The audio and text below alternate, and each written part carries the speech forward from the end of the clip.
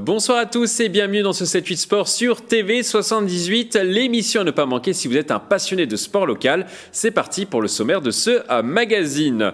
Football, Voisins recevait Buchelois ce week-end et les Vicinois l'ont emporté 1-0 sur leur pelouse. Retour sur cette rencontre dans ce magazine. Jeux Olympiques 2024, TV78 vous propose aujourd'hui un coup de projecteur sur la cérémonie d'ouverture. Des milliers de personnes pourront voir le spectacle sur la scène, une première dans l'histoire des Jeux modernes. Foot US zoom aujourd'hui sur les Templiers d'Elancourt. Le club est actuellement en 2e division et il veut monter l'année prochaine en élite. Ce sera notre module découverte. L'actualité sportive, c'est maintenant sur TV78. Mais avant de développer ces titres, on va parler boxe. Ce devait être l'un des tournants de la carrière de Tony Yoka. Le boxeur originaire de Chanteloup-Lévis ne défiera pas le Croate Filip Hrgović pour une demi-finale IBF des lourds en mars. La raison, Tony Yoka ne serait pas libre pour disputer son combat car il a un contrat déjà signé avec le Congolais Bakolé, un adversaire qu'il aurait dû affronter en janvier à Paris-Bercy. Mais le rendez-vous avait été reporté en mars suite à l'épidémie de Covid-19. La fédération IBF basée aux États-Unis a donc tranché et Tony Yoka ne pourra pas affronter Hrgović. Une vraie déception pour l'Illinois qui devra encore patienter pour pouvoir disputer de gros combats en vue d'un titre de champion du monde. Une autre déception, mais cette fois-ci en tennis. L'Illinois Rinderknecht est passé du rire aux larmes à l'Open d'Australie. Le Français de 26 ans a tout d'abord remporté mardi dernier une splendide victoire en 5-7 contre le local Popirine au premier tour. Le score 7-5, 4-6, 6-2, 3-6, 6-3. Un match très sulfureux dans une ambiance bouillante avec un public hostile. Un match qui a eu un impact sur l'état physique du Saint-Germanois de 26 ans. Il n'a pas réussi à s'aligner sur le deuxième tour, forfait car blessé au poignet. Il n'a pas joué contre le Britannique Dan Evans. Arthur Rinderknecht reste tout de même à la 48e place mondiale, le meilleur classement de sa carrière. Un mot de football à présent et plus précisément de mercato. Ça bouge encore à Versailles après la signature de Capo Silva en provenance de Poissy. Le club de la Cité Royale enregistre l'arrivée de l'attaquant du stade lavallois Johan Brun. Le joueur de 27 ans a notamment joué en Ligue 2 à Grenoble. Il portera le numéro 14. Il jouera ce samedi à 16h15 le 8e de finale de Coupe de France contre Toulouse. Toujours en football dans le championnat de première division de district, Voisins le Bretonneux qui vise la montée a réalisé la bonne opération du week-end en dominant Buchelois sur sa pelouse. Le résumé du match, des images de Céline Charles. Un match pour croire à la montée, le Voisin FC recevait l'AS Buchelois ce dimanche 23 janvier. Les Vicinois ultra dominateurs sur la première période pensent ouvrir le score sur cette action mais le but est refusé pour un hors-jeu peu évident. Un second but sera également invalidé quelques minutes plus tard. Après 45 minutes, les deux prétendants en première place se neutralisent 0-0. Sur un premier temps, ils ont une maîtrise totale. Donc déjà, à partir de là, si on prend 4-0, les 0-0, c'est flatteur pour nous. Parce que si on prend 4-0, 5-0 à la mi-temps, c'est logique. Alors la première mi-temps, on a fait une très bonne première mi-temps avec pas mal d'occasions. On a beaucoup gardé le ballon, on leur a fait très très mal. Et du coup, ils étaient beaucoup en retard, ils ont fait beaucoup de fautes. Au retour des vestiaires, même scénario, Voisins le Bretonneux pousse et arrive finalement à trouver le chemin défilé. Cette fois-ci, le but est bien accordé. Les joueurs locaux réussissent à tenir ce score jusqu'à la fin. 1-0, score final. On a réattaqué fort. On met ce but au bout d'un quart d'heure à peu près, après plusieurs buts refusés, donc un but qui nous fait du bien. Et on a maîtrisé dans l'ensemble. Franchement, on a fait un bon match dans les attitudes, dans les duels. Et puis on a réussi à garder le score surtout. On a mieux reparti juste après le but, à la 60e minute, je crois. Et ils ont des occasions pour finir le match. On a des occasions pour marquer, pour égaliser. Mais le résultat logique, et voilà. Au classement, Buchelois est désormais 5e, Voisins le Bretonneux est 2e et reste au contact du Chénet, leader de la division. Prochaine journée le dimanche 30 janvier. On continue notre tour d'horizon des résultats sportifs du week-end dans le département avec notre journaliste Bichente Merian Santisteban qui est avec nous sur ce plateau. Bonsoir. Bonsoir Mickaël. Alors, racontez-nous un petit peu la suite pour la première division de district. Oui, parce qu'on vient de voir Voisins Buchelois. Exactement, on vient de voir Voisins qui prend donc la 2e place du championnat, mais devant il y a le Chénet qui est allé battre Épône sur sa pelouse de buts à 1. 3e du championnat, l'équipe réserve de Houille était en démonstration à la maison contre Aubergenville. Dernier du championnat, score sans appel 7-0. Pour les autres résultats, Valais 78, Bois d'Arcy 1 partout, tout comme Baïnoisy contre Sartrouville. Et comme chaque semaine, un petit mot de la Nationale 2. Oui, vous parliez il y a quelques instants de Johan Brun, la nouvelle recrue du Versailles 78. Il était sur le banc ce week-end et sa nouvelle équipe a obtenu le point du nul ce week-end sur le terrain de son dauphin, l'équipe réserve de Lorient. Score final 1 but partout. Un nul qui permet donc aux Versaillais de conserver la tête du championnat et leur avance sur leur troisième et concurrent, les Voltigeurs de Châteaubriand, qui ont aussi fait match nul. Oui, parce qu'on le rappelle, l'équipe B de Lorient ne peut pas monter. C'est ça, c'est les règles en France. En fait, les équipes réserves ne peuvent pas dépasser la Nationale 2, donc même si Lorient termine premier, ils ne pourront pas monter et c'est un concurrent de moins pour Versailles, sachant qu'une seule place est à prendre et est synonyme de promotion en Nationale. On passe au rugby à présent. Oui, la mauvaise opération pour Plaisir en Fédéral 2 qui perd à domicile contre le Havre 30-40. Les Plaisirois restent à distance des barrages pour la montée. Les 5 premiers sont un peu loin, mais il reste une 6e place à prendre. Elle est occupée par le club du Reux. Et justement, il se trouve que le week-end prochain, Plaisir se rendra en Bretagne sur la pelouse du club du Reux, justement, pour un match décisif et pour bien amorcer la deuxième partie de saison.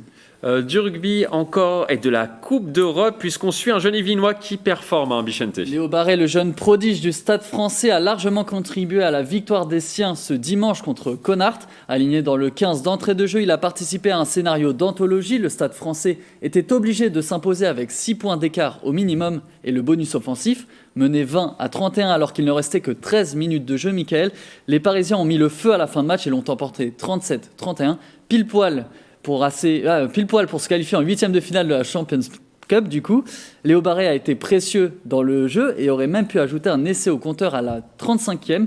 Il aplatit dans l'embut mais voit son essai refusé pour une faute de son coéquipier Tolou Latou.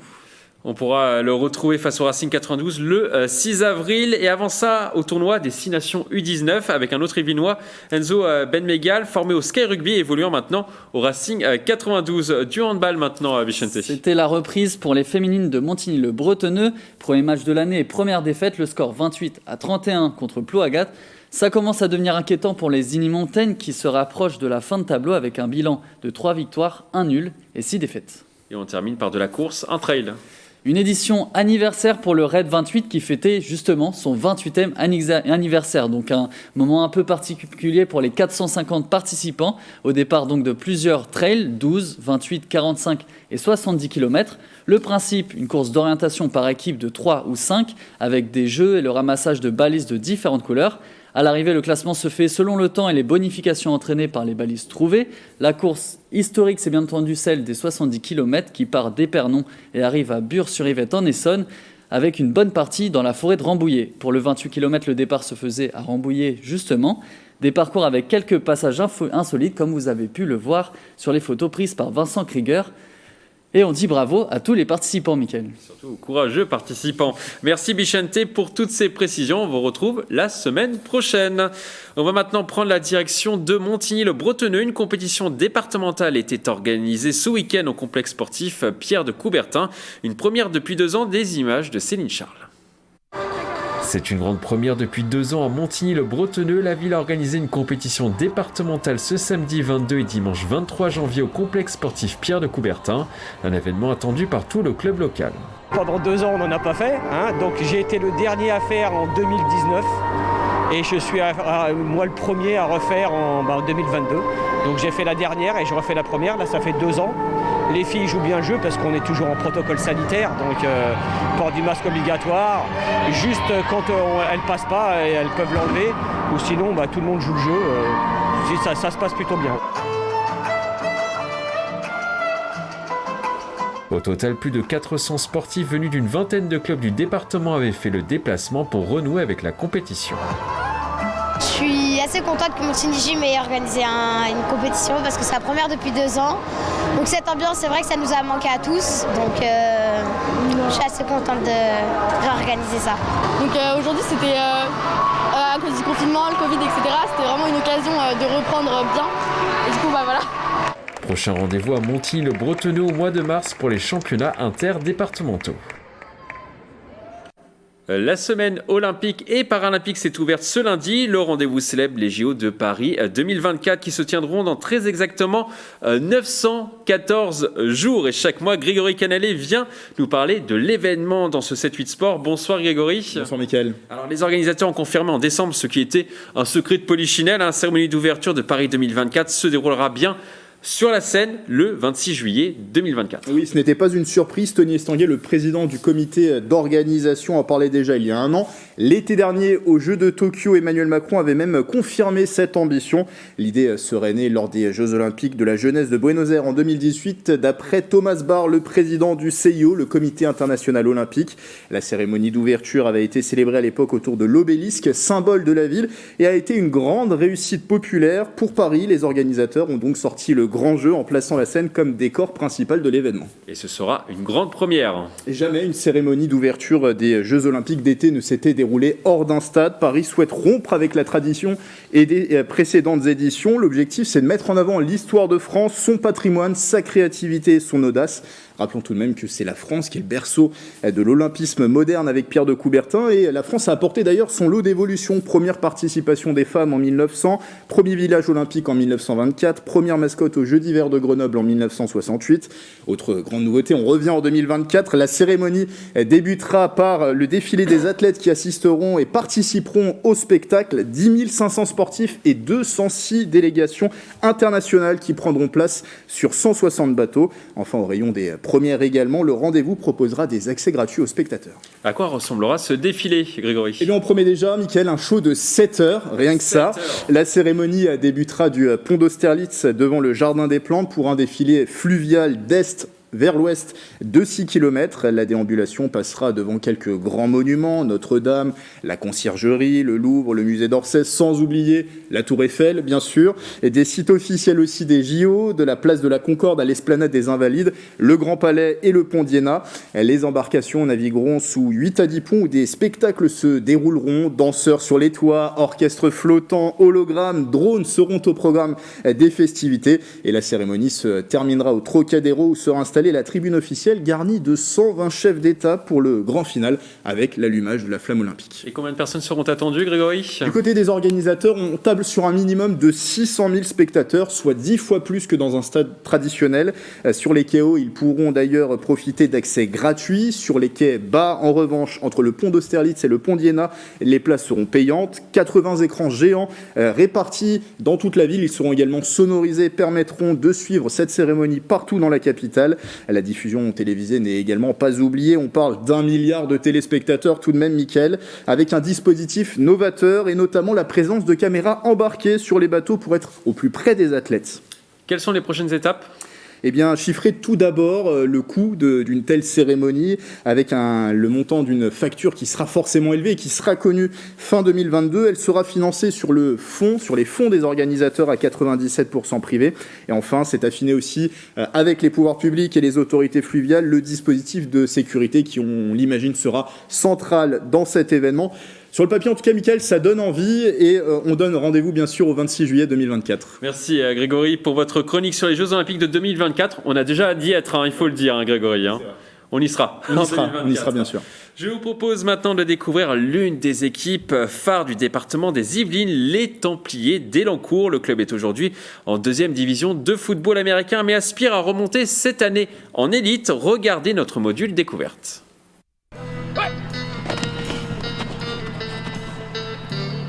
Aujourd'hui, nous sommes sur les terrains de football américain pour rencontrer les Templiers d'Elancourt, l'une des meilleures équipes de 2e division.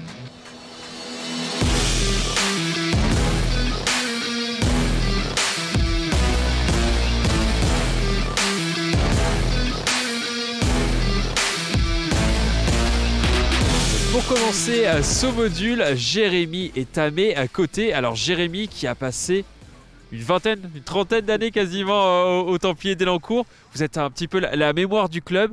Est-ce que ce club est l'un des plus grands clubs de France ? Alors les Templiers, c'est un grand club. C'est un club qui a marqué le championnat de France en Division 1 et maintenant en Division 2. C'est pas le plus grand club de France. On aimerait. On a encore beaucoup de choses à prouver pour arriver à ce niveau-là. On s'inspire des meilleurs qu'on peut avoir en D1, que ce soit le Black ou le Flash, mais c'est vraiment sur ce qu'on entend en fait. Ouais. C'est un club familial, hein, c'est bien ça. Hein. Alors c'est un club, très clairement, quand on voit le staff qui bosse avec moi aujourd'hui, c'est que des anciens. Des gars qui ont joué, qui ont plus de 15 ans d'ancienneté dans ce club, qui ont tout donné, qui ont commencé dans les plus petites sections et qui se retrouvent maintenant à retransmettre ce qu'ils ont pu faire et ce qu'ils ont pu apprendre auprès de tous les joueurs qui ont pu passer ici dans notre club. Est-ce que c'est un club qui a quand même marqué l'histoire par des trophées, par des finales ? Alors on a eu une très grosse phase il y a quelques années où on est monté jusqu'à être le 7e club européen, à faire l'Eurobowl, à jouer des finales des FAF Cup, à faire des finales à Guy Boniface devant des milliers de personnes, à faire des finales de championnat de France. On était dans le top 4 français D1 pendant de nombreuses années. Et c'était vraiment le club roulé, c'était vraiment un très très bon souvenir et une très belle expérience. Vous êtes nostalgique, on le sent, de cette période. Moi, alors je suis nostalgique, oui, mais c'est ce que je veux en fait aujourd'hui pour mes joueurs. Je veux leur fabriquer des souvenirs. Tout ce que j'ai vécu aujourd'hui, je veux leur donner le double. Je veux qu'ils puissent vivre ces choses-là. Je veux qu'on puisse remporter des trophées et vraiment créer un groupe et très clairement des souvenirs qu'ils oublieront jamais. Ouais. C'était au début des années 2000, entre 2000 et 2010 à peu près, hein, l'âge d'or, hein, si je peux dire, des Templiers. Ouais, on va dire ça, ouais. Quelque chose comme ça. Ouais. On a eu une dizaine d'années où on était vraiment au top français. Ouais. Et qu'est-ce qui a fait que le club est redescendu justement après ? On a eu un trou vraiment dans la montée des juniors et qui nous a énormément pénalisés. Et derrière, c'est vrai qu'on a énormément travaillé avec Perez Mathison et Willie Robinson qui ont monté le club à un niveau tel. Donc aujourd'hui, si les Templiers ont eu cette image, ce rayonnement en France, c'est entièrement grâce à eux. Moi j'ai appris grâce à Perez Mathison et aujourd'hui je retransmets ce que j'ai appris grâce à lui. Est-ce qu'il y a des joueurs qui ont vraiment marqué le club ? Je sais qu'il y a eu beaucoup d'Américains par exemple qui sont venus jouer ici. On a eu Perez Mathison obligatoire. Il est resté pratiquement 7-8 ans ici. Il vivait à l'année ici. On a eu Willie Robinson qui a donné cet esprit à Alix de fighter. Derrière, on a un QB comme Sean Shelton qui est arrivé sur la fin, qui maintenant rayonne au plus haut niveau européen. Et on a eu vraiment des joueurs, même des coachs. Paul Shuddle qui était un coach avec des dizaines, plus d'une trentaine d'années d'expérience, qui a apporté une dimension et un amoureux du football. Et encore aujourd'hui, la manière dont on joue, elle est inspirée de ce que lui il a pu apporter aux Templiers. C'est quoi votre plus grand rêve pour les Templiers d'Elancourt ? Moi, clairement, cette année, je veux qu'on remporte le championnat. D'accord ? On sait que c'est compliqué, il y a des fortes équipes en face. Chaque match, on le fait pour le gagner, forcément. Donc, tous les matchs qu'on va faire cette saison, on va les jouer pour les gagner. Et ce qui compte, ce que je répète aux joueurs, le plus important, c'est de gagner le dernier match. Il y a juste ça. Il faut qu'on gagne le dernier match. On n'a pas besoin d'être le plus fort durant la saison, il faut juste gagner le dernier match. Pour l'histoire des Templiers ? Pour l'histoire des Templiers.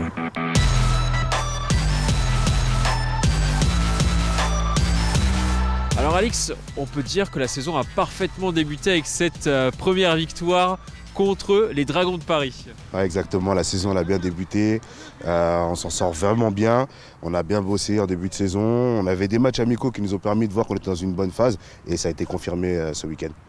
Cette équipe, elle a vraiment du potentiel, j'ai l'impression que oui. Ouais, cette équipe a du potentiel en fait, c'est un groupe qui s'est constitué et qui a continué à rester ensemble pendant le Covid. Et ils sont très demandeurs et ça monte en puissance petit à petit. Et franchement, on le sent là en ce moment, c'est une émulsion. C'est vraiment top là, en ce moment. Et ce qui a été très dur, justement, c'est de les garder vraiment concentré sur le foot US pendant le Covid, parce qu'il y a eu 2 saisons blanches, il faut le rappeler. Ouais, exactement, il y a eu 2 saisons blanches, on va dire 1,5. Ils ont été coupés et ils sont restés un peu sur leur faim il y a 2 ans. Je suis arrivé d'ailleurs à ce moment-là, à la fin de cette saison. Et j'ai bien ressenti en arrivant, en reprenant mon poste de coordinateur défensif cette année, qu'ils étaient les morts de faim, ils attendaient que ça. Donc il a fallu les garder, continuer à s'entraîner, leur donner la motivation. La mairie d'Elancourt et notamment le maire nous a permis de nous entraîner, et ça c'est hyper important. C'est hyper important, ils nous ont permis de nous entraîner, on a respecté les protocoles et franchement on voit le résultat de ce week-end, c'est nickel. C'était pas trop dur en tant que coach justement de les garder en haleine? Ouais, très grosse frustration, surtout pour moi en fait, parce que coordinateur défensif, football américain en défense c'est le plaquage. Et avec les directives, impossible de faire du contact. Donc on a repris toutes les bases. On a repris le déplacement, les positions, le stand, enfin plein de choses qui les a laissés dans le jargon de football américain. Et ensuite de ça, fallait garder la tête haute pour ne pas dépasser les limites qui étaient autorisées, quoi. On vous sent également très motivé pour une montée en fin de saison. Est-ce que dès la préparation physique, vous les avez sentis motivés pour décrocher cette montée? Franchement, dès la préparation physique, on les a accueillis le premier jour avec notre préparateur physique qui est Julien Torvé-Abadia, en leur disant que voilà, ce qu'ils allaient faire aujourd'hui allait leur permettre, et c'était le début et le commencement, ce qui allait leur permettre en fait de performer tout au long de la saison. Donc on leur a mis dès le départ dans la tête que cette préparation qui a duré plus de 2 mois allait les faire monter en pression et aller leur donner du résultat. Et quand ils ont bien souffert, quand ils ont vu le résultat de ce week-end, ils se sont dit c'est vrai, on est sur la phase montante, quoi. Et c'est vraiment ça, on voulait les amener à ce niveau-là. Mais c'est pas fini, ça c'est sûr, c'est pas fini et on va continuer. Cette montée, c'est utopique ou complètement réalisable selon vous? Cette montée, elle n'est pas utopique. Cette montée, elle est déjà dans nos têtes, premièrement. Elle est dans nos envies, elle est dans notre travail. Elle n'est pas utopique parce qu'on revient de 2 années blanches. On ne sait pas comment les clubs se sont entraînés ou pas. On ne sait pas ce qui se passe, mais en tout cas, nous, on sait que c'est possible pour nous. Et on sait qu'au quotidien, on va travailler pour faire cette montée. On a vraiment que ça en tête, en fait, on a que la montée. On l'a vu précédemment, le club a énormément d'histoire. C'est un club qui compte dans le paysage du foot US en France. Est-ce que sa place est forcément en première division? Étant ancien joueur templier et enfin fait partie en fait des années européennes, oui, le club a une forte histoire, sa place est en première division. Les aléas ont fait, les générations ont tourné, c'est vrai, nous, notre génération, j'ai 37 ans, on a arrêté à un moment donné, on a fait de la transmission, il y a eu de la formation. On va dire qu'on est passé aussi sur une société un peu de consommateurs. Le foot n'est plus le même qu'avant. Donc voilà, tout ça doit se remettre en place, c'est normal, ça prend son temps. Si ça met 3-4 ans, ça mettra 3-4 ans. Mais je pense que cette année, on est bien parti pour être sur cette phase et cette dynamique de montée.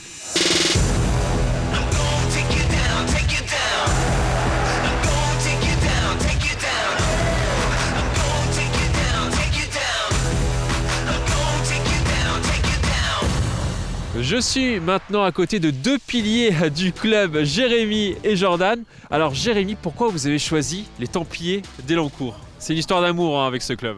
Alors c'est tout d'abord une histoire d'amour, c'est vrai. Je ne suis pas originaire de ce club-là, mais j'ai entendu beaucoup d'échos de la vitrine de ce club. C'était pour moi le club de prestige du 78. C'est ce qui m'a attiré. Je voulais augmenter un peu mon niveau de jeu. Donc du coup, la famille des Templiers m'a accueilli les bras ouverts. Et c'est vrai que quand j'ai foulé mon premier pied sur ce terrain-là, ça a été la révélation, quoi. Même chose pour vous, Jordan? Vous, ça fait 10 ans que vous êtes là. Ouais, c'est ça, ça fait 10 ans. J'ai eu une coupure de quelques années, on va dire. La raison pour laquelle je suis venu ici, déjà, c'était la proximité. Mais ensuite, c'est aussi la réputation du club. Parce qu'il y a 10 ans, c'était l'un des meilleurs clubs de France, voire même d'Europe. Ensuite, j'ai eu une coupure pour blessure et aussi pour raisons personnelles. Et je suis revenu par passion et surtout parce que le club, notre slogan c'est We Are Family et c'est pas pour rien en fait. C'est vraiment une famille, donc voilà, je suis revenu avec les mêmes ambitions et les mêmes envies. Et qu'est-ce qui fait justement que c'est une famille, hein? Vous m'en parlez tous ici depuis tout à l'heure. Qu'est-ce qui fait que c'est une famille finalement, les Templiers d'Elancourt? Déjà, première raison, c'est parce que c'est un club, je dirais pas que c'est un petit club, mais c'est un club qui a pas beaucoup de personnel. Donc on se sent très très proche, c'est pas une grosse structure comme on peut le voir dans d'autres clubs franciliens. Et rien que pour ça, ça fait déjà un club familial, mais après derrière il suffit de passer 1 an avec nous. Et on s'apprécie tous, on s'aime tous, et c'est pas que sur le terrain, c'est vraiment aussi en dehors du terrain, on va s'entraider. Et c'est vraiment ce qui fait qu'il y a ce lien familial. Et tout le monde s'adore, et il y a également des coups durs, hein, comme dans chaque club. Il y a eu des descentes par exemple, il y a eu des montées. Comment on gère tout ça, comment ça se gère au sein du groupe? Il y a toujours des facteurs incontrôlables. Actuellement, il y a le Covid. Donc c'est vrai que ça fait maintenant 4 ans, non c'est quoi, c'est notre 3e saison en 2e division. On vise toujours la 1re division, c'est un fait de jeu. Ce qu'a dit Jordan, c'est vrai, c'est que les Templiers, c'est We Are Family. On a toujours eu ce lien, quoi qu'il arrive, depuis des décennies. Et puis on a toujours les mêmes ambitions, c'est de remonter en 1re division. Voilà. C'est ce qui nous motive chaque jour pour venir s'entraîner sur le terrain. Et puis maintenant, on n'a plus qu'à faire nos preuves cette année sur le terrain pour espérer déjà gagner le championnat et remonter en 1re division. Jordan, lors d'une interview récente sur TV78, tu as parlé d'aller en 1re division, voire d'aller en Europe. C'est aussi l'ADN du club, hein, l'Europe. Hein. Oui, complètement. Puisqu'il y a quelques années, c'était une habitude chez les Templiers. On ne se posait pas la question. Ouais, voilà, c'est ça exactement. Ça a toujours été une habitude, en tout cas à une très belle époque. Justement là où on était dans les premiers clubs français, les premiers clubs d'Europe. Et c'est surtout ça qu'on veut retrouver, parce que faut dire la vérité, le club des Templiers d'Elancourt n'a rien à faire en D2. On y est depuis un bon moment. On a connu des descentes, hein, mais on est toujours resté soudés pour remonter, et c'est ce qu'on va faire encore cette année. Vous avez le sentiment que vous avez les infrastructures, les coachs, les joueurs pour pouvoir aller justement un peu plus haut? Chaque année, on a toujours eu ce qu'il nous fallait en fait. Après, c'est l'envie de chacun qui fait que l'équipe peut s'améliorer, peut monter en 1re division. Maintenant, cette année, on sait vraiment qu'on a vraiment toutes les clés pour y arriver. Il n'y a plus qu'à montrer le résultat. C'est quoi pour vous une saison réussie, du coup, Jordan et Jérémy? C'est quoi une saison réussie sur le plan personnel et collectif? Alors, on en parle assez souvent, que ce soit à l'entraînement ou pendant les matchs. Ou récemment, on a fait un petit stage de quelques jours pour vraiment ressouder le groupe. L'objectif club, c'est vraiment une finale de D2, ce qui nous permet de monter en élite.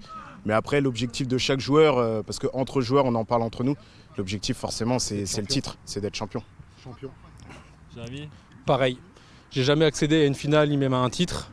Là maintenant, je pense que chaque joueur qui vient s'entraîner, c'est le titre. Voilà. On espère tous remonter en D1 parce que c'est la place des Templiers aujourd'hui, c'est la 1re division. Mais là maintenant, on veut gagner un titre. On veut marquer l'histoire des Templiers. C'est une fierté aussi personnelle de représenter une ville? Oui, ça c'est sûr. De représenter une ville, de représenter un sport atypique. Faut pas se mentir. Parce que beaucoup savent que voilà, il y a un club de foot américain ici. Mais après, ils ne connaissent pas forcément ce sport. Ce n'est pas un sport qui est dans la culture française. Donc maintenant, à nous aussi de leur donner envie de découvrir, justement par les matchs, par les bons résultats surtout. Et c'est ce qu'on va faire cette année.